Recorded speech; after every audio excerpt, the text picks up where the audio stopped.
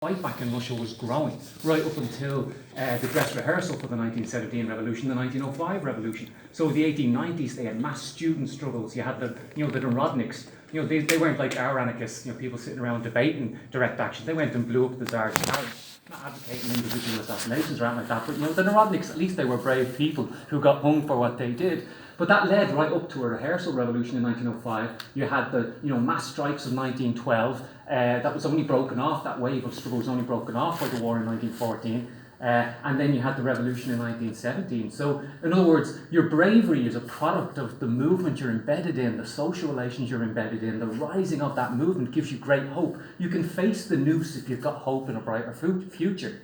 But when that movement is broken, when civil war has killed 200,000 workers, and I think that's one of the great things about Alexandra Kollonti is the great work that Zenotdel, the movement of Bolshevik women, the great work that they did was in the circumstances where 300,000 people had died of typhus, where people were starving at their workbenches, where the level of production in Russia dropped to a third of Britain's production in 1688. In other words, you're dealing with a 20th century nation that has dropped back to a level of productivity, that you'd only see in the Middle Ages. And in the midst of that, they built collective canteens, they educated people, they raised literary lakes. What amazing work to have done in the midst of an impoverished country that's under siege.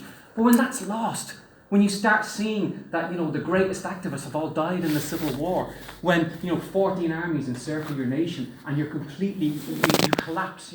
When the revolution in its early stages is in the hands of the working class, there's hundreds of thousands of workers at mass meetings, at mass Soviet meetings. There's nobody at the meetings anymore except for the bureaucrats by the late 20s.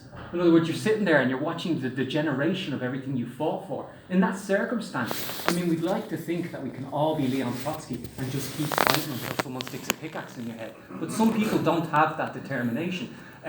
Some people, when they look at and they're surrounded by despair and they see the murder of all their fellow activists, it's easy to drop into despair. And I think, it's hard to fight when you feel despair. It's hard to fight when you don't see an avenue forward for a brighter future. So I think in that context, you can kind of see why a lot of that generation kind of drifted into despair and reluctant acceptance of Stalinism.